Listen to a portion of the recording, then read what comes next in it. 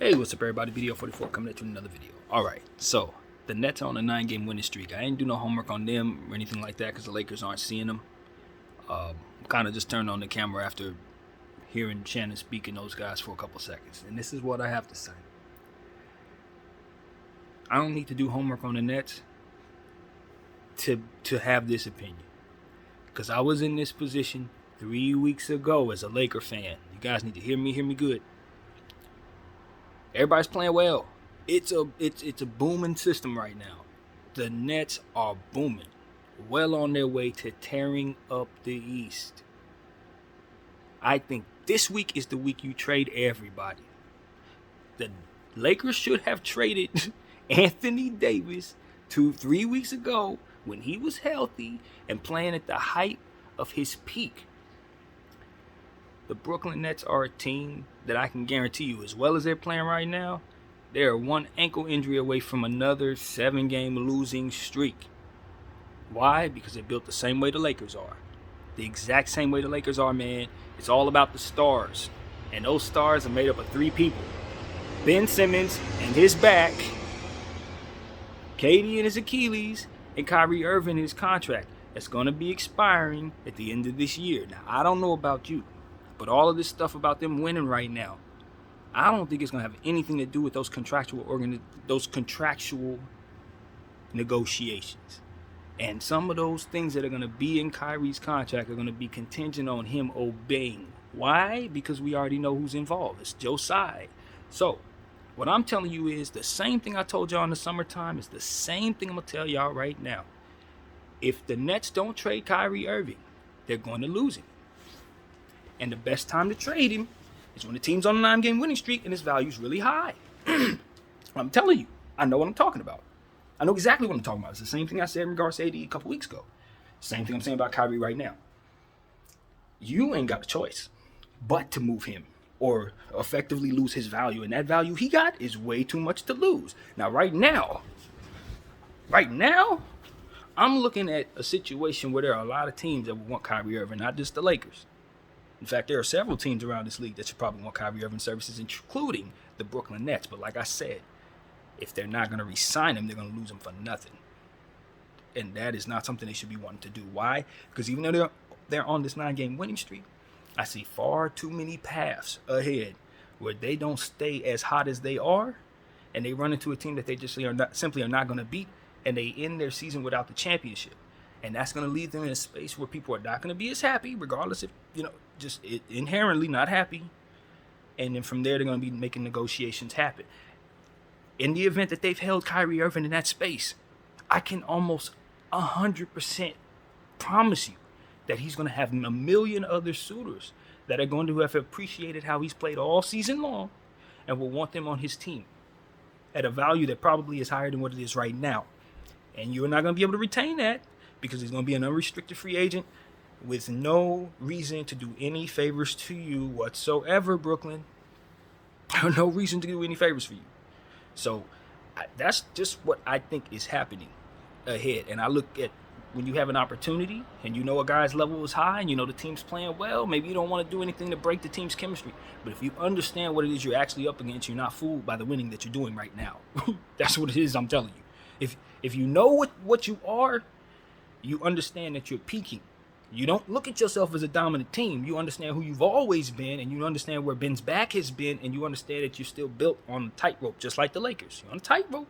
So when you're built on a tightrope, what you ultimately must do is tear it down. Whether you want to do it or not, it's what you must do. This is what we've learned here. Now, I'm telling you, this is based on what we've seen coming for the field. You don't want to be the team that doesn't have any young talent, just like I said about the Lakers. I'm trying to help teams out here because I know what's coming.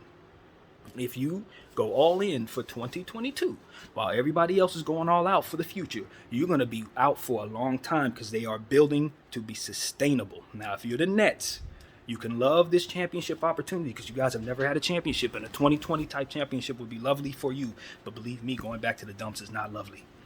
And when you consider the ability to build something sustainable in a place like Brooklyn, it's possible, which is why you shouldn't be aiming so low because of your history in East Rutherford. See what I'm saying? You don't act like you're in East Rutherford no more. You act like you're in New York. And as someone who's in New York, you should be building for the future. You don't sit up and let Oklahoma build for the future. You don't sit up and let Houston build for the future. You make sure, damn it, you're in New York, you build for the future. Right? Same as LA. Right? So that's what these teams need to do. But see, a guy like Joe Tsai, he's not thinking about all this. He's not. And because of it, they are going to end up being the team that's not going to have nobody. What I'm trying to do is keep my team from being that.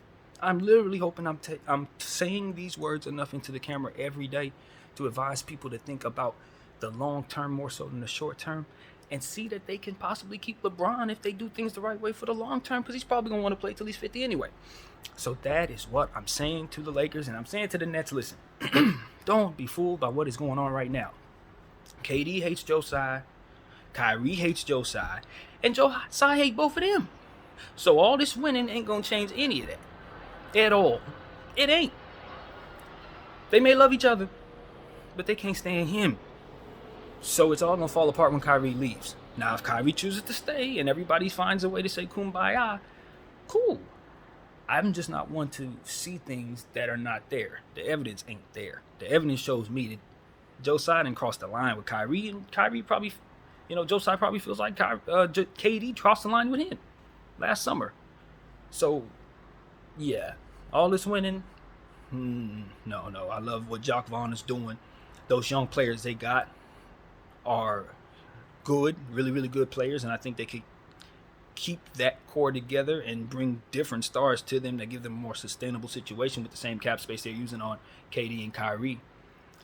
With the level of talent those guys actually are, you can get yourself a real talented team for yourselves with trading those two guys, to be honest with you, if you know what you're doing. So, that's not a conventional thing to do, obviously, when they're playing well.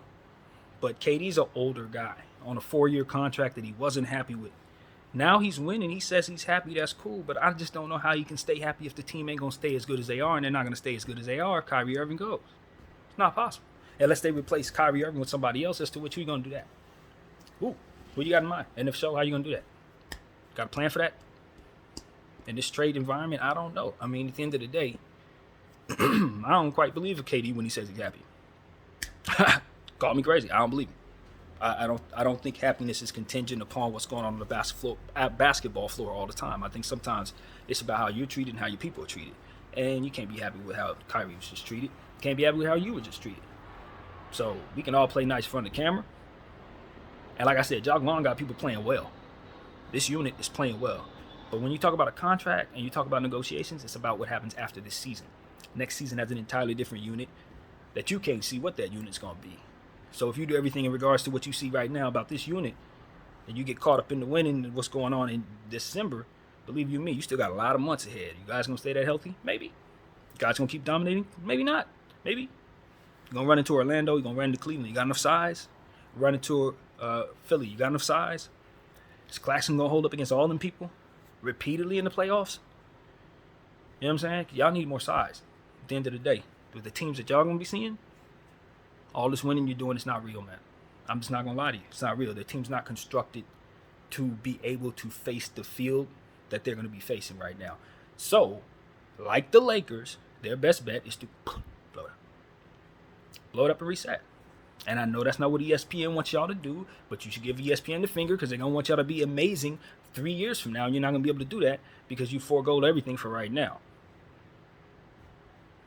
You know what I'm saying? Y'all, it's like, don't do that. Everybody assumes they know what the future is going to be, but doesn't want to be prepared for the future. You want to be prepared because you don't know what it's going to be. And if all I know, all these companies that we're talking about partnering with and trying to do everything with, they may not even be around those in the future, and you may need all of your picks to recover from whatever the hell their collapse is going to be. You don't know. But the point is, if you go forego the future, then you leave yourself vulnerable in that future. To which, what? You're going to want to save yourself, right? Just like you want to save yourself now, and you can't. Doing so is what puts you in that situation. I'm speaking to the Lakers, obviously, and you guys got to learn from my situation. You know, if you're listening from a Nets point of view, it's the same thing. I told my team, trade Anthony Davis while he's hot.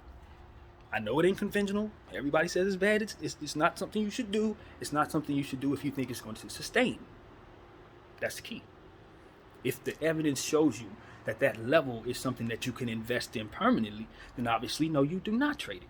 But if that's a level that only pops once every 3 years, then obviously that's when you damn trade it. So, as I'm saying to everybody in LA, we've wasted our time, and now that moment is past. And we're in the space that I told you was coming, where we're hurt now, and we're waiting for him to see if he's actually coming back. And people are lying about him being healthy enough to come back in 2 weeks, as to which I know he's not going to be coming back in 2 weeks. So what I'm telling you guys is this: Nets, this is a chance to learn from the Lakers. This is your chance. Kyrie ain't resigning with you. He not.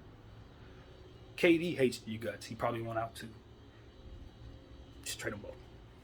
This time to do it. This is when you get the most for them. This is exactly when you get the most for them. Just being real. And as far as everything else, man, you know, I'm not a hater. I like seeing people succeed. I know the Nets are playing well. But is it sustainable?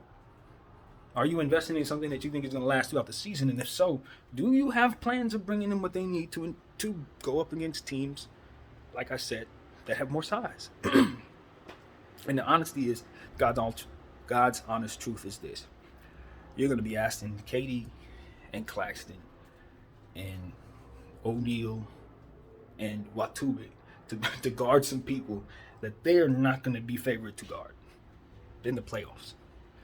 And in situations like that, that's assuming everybody's healthy. So, in my opinion, if the Nets can't find themselves a way to get some legitimate size, trade for a guy like Zubac or Valanciunas or something like that, and then get them another wing guy, just a one or two more wing guys that just so happen to be maybe 7 feet, another body type like a Jabari Smith or LaMarcus Aldridge type, somebody like that, you know what I'm saying? They could use one more guy like that. But for me, I just think they have to avoid certain people in order to get where they're trying to go. Like, at the end of the day, the Nets, if they see a certain path through the Eastern Conference, they could probably, do what they need to do if they continue to play at this level. But if for some reason they get the wrong set of matchups, no, they could be out in the first round again. And I'm telling you that while they're playing well. And then 10-game winning streak, while everybody else is going, oh my God, I'm telling you this now. They should probably look to blow it up now. BDL 44, I thank you all for watching.